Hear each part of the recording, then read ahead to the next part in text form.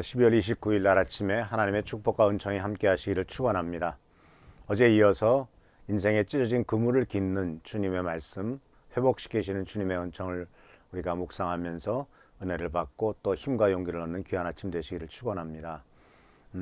어제 이어서 오늘은 이 찢어진 그물이 언제 찢어지는가, 그리고 찢어진 그물은 어떻게 되는가 하는 것을 같이 한번 생각해 보려고 합니다. 누가복음 5장 5절에서 7절까지 나오는 말씀입니다. 시몬이 대답하였다. 선생님, 우리가 밤새도록 애를 썼으나 아무것도 잡지 못했습니다. 그러나 선생님의 말씀에 따라 그물을 내리겠습니다. 그런 다음에 그대로 하니 많은 고깃대가 걸려들어서 그물이 찢어질 지경이었다. 그래서 그들은 다른 배에 있는 동료들에게 손짓하여 와서 자기들을 도와달라고 하였다. 그들이 와서 고기를 2배에 가득 채우니 배가 가라앉을 지경이 되었다. 자, 물고기를 많이 잡았습니다. 근데 그물이 찢어졌어요. 어떤 일이 생길까요? 다 빠져나갔고 그물도 못 쓰게 되겠죠. 2배에 가득 채웠어요. 근데 배가 가라앉았어요. 그럼 어떤 일이 생길까요? 이제 배를 꺼내지도 못하죠. 이제 있는 재산까지 다 날려버리는 겁니다. 인생은 참 이런 아이러니가, 큰 축복을 받았다고 생각하고 성공했다고 생각하고 대박을 쳤다고 생각하는 그 순간이 오히려 큰 어려움에 빠지는, 이와 같은 일들이, 곧 어려움에 빠지는 일들을 경험하는 아이러니가 있는 것을 보게 됩니다. 그래서 이 그물이라고 하는 것은 다양한 상징성을 띠고 있습니다. 이 그물은요, 어디에 쓰겠습니까? 물론 물고기를 잡는 데 쓰죠. 그리고 또 그물은 바로 담는 도구도 됩니다. 근데 그물에 그 바닷가에 나가 보면 그물도 종류가 굉장히 많은 것을 볼 수가 있죠. 그 그물의 사이즈를 그물코라고 하지 않습니까? 그래서 정부에서 규제를 하죠. 어떤 물고기는 어떤 그물코 이상을 써야 된다. 물론 그 근해에서 예를 들자면 멸치를 잡는다거나 아주 작은 물고기를 잡은 그런 것들로 암만 커도 그것밖에 안 크는 그러한 물고기를 잡을 때는 작은 그물코를 쓰도록 허가하겠죠. 특히 멸치를 잡는 거라든가. 그러나 큰 물고기를 잡을 때는 어느 사이즈 이상의 것만 잡아라. 왜냐하면 흔히 하는 말로 아주 그냥 싹쓸이를 해버리면 물고기의 씨가 말라서 얼마 안 있어서 모든 것을 다, 오히려 많이 잡았다고 좋아하는 것이 아니라 결국은 물고기 씨가 말라서 얼마 안 있으면 잡을 게 없어지는 이와 같은 상황이 생기기 때문에 그렇지 않겠습니까? 그래서 이 그물은 사실은 우리의 인생을 상당한 면에서 상징하고 있는 것을 보게 됩니다. 근데 오늘 말씀에 보면은 재밌게도 많은 물고기가 걸려들어서 그물이 찢어질 지경이었다라는 말을 씁니다. 그물이 찢어지는 인생. 그래서 생각해 봅시다. 언제 그물이 찢어질까요? 대개 이제 그물이 찢어지는 경우를 생각해 보면은 한 3가지 정도를 생각할 수가 있습니다. 첫 번째로 그냥 일반적으로 그물이 찢어질 때는 언제 찢어지냐면은 통상적인 마찰로 닳아서 찢어지는 겁니다. 오랫동안 써서 찢어지는 거죠. 우리 육신도 그렇지 않습니까? 나이가 40, 50 넘어가면서부터 이제 대부분의 사람들이 걸리는 병이 있죠. 50견이라고 하는 어깨 아픈 겁니다. 어깨에 근육이 좀 문제가 생기거나 또는 거기에 석화돼서 점점점 돌처럼 만들어져 가지고 손도 올리지 못하는 이와 같은, 결국은 오랫동안 많이 썼기 때문에 그런 거 아닙니까? 마찰로 다른 거죠. 또 나이가 들면 또 뭐가 닿습니까? 바로 이 무릎에 연골이 닳죠.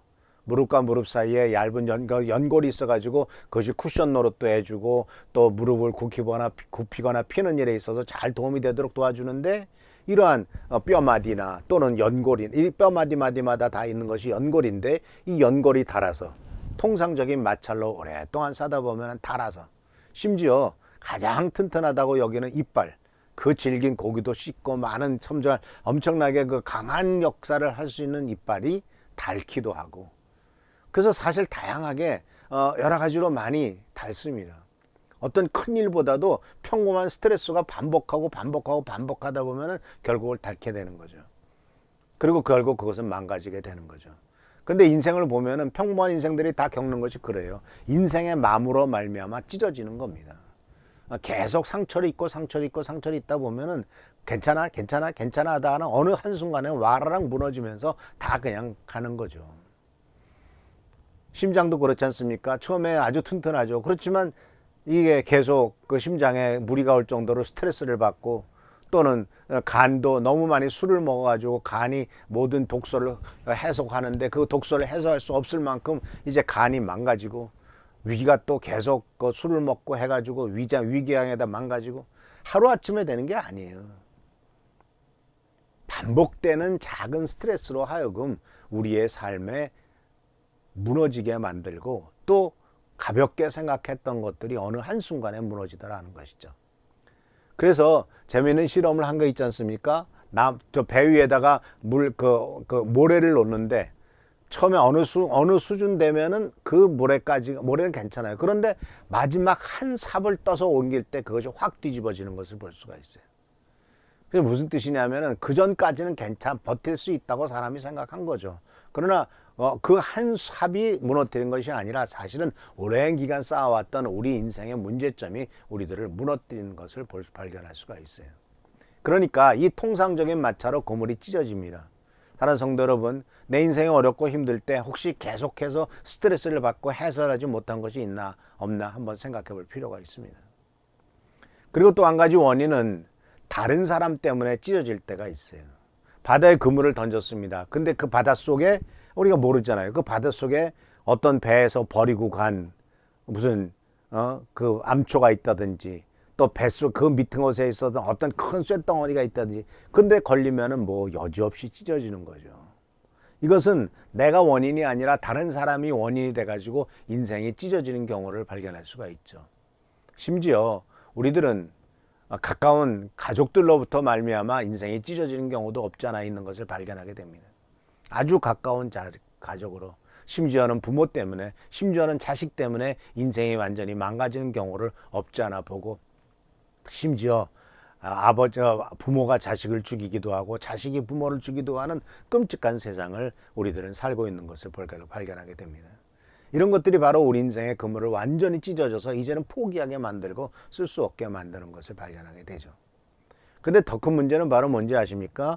오늘 말씀에 나오는 것처럼 이 사도 베드로와 그리고 시몬이 경험했던 것처럼 많은 고깃대가 걸려들어서 그물이 찢어지는 문제입니다. 다시 말하자면 성공으로 인해서 그물이 찢어지는 겁니다. 하나님의 선하심으로 인해서 그물이 찢어진다고 보는 겁니다. 하나님이 우리들을 축복하셨어요. 그런데 그것을 담을 수 있는 자격과 그릇이 되지 못했을 때 안타깝게도 그물은 찢어지더라 하는 사실이죠. 그래서 사랑하는 성도 여러분, 순탄한 삶의 문제는 뭐냐면은 너무나 순탄한 것은 우리들의 삶에 문제가 있는 거예요. 이런 말이 있지 않습니까? 계속 햇빛만 쬐면 거기는 사막이 된다.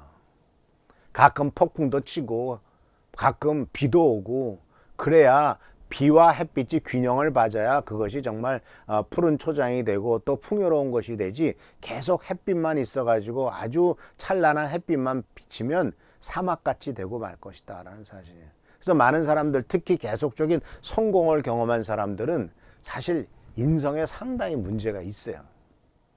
왜냐하면 남의 아픔을 모르거든요. 남의 쓰라림을 모르거든요. 자기가 항상 그렇게 살아오면은 다른 사람도 그런 줄 알아요. 사람들 그렇지 않습니까? 내가 배부르면은 다른 사람도 다 배부른 것 같아. 내가 배고프면 다른 사람도 배고픈 것 같아. 그러니까 우리들은 이 동병상련이란 말을 꼭 기억하시길 바랍니다. 같은 병을 알아야 같이 아파하고 쓰라림을 누릴 수 있다는 것이죠. 예수님께서도 왜 이 땅에 오셨습니까? 지난 주일날 말씀드렸지 않습니까? 주님께서 인간이라고 하는 존재의 동병상련을 경험하셨다는 것이죠. 그게 바로 성육신이라는 것이죠. 그래서 예수님도 인생의 찢어짐을 경험하지 않았습니까?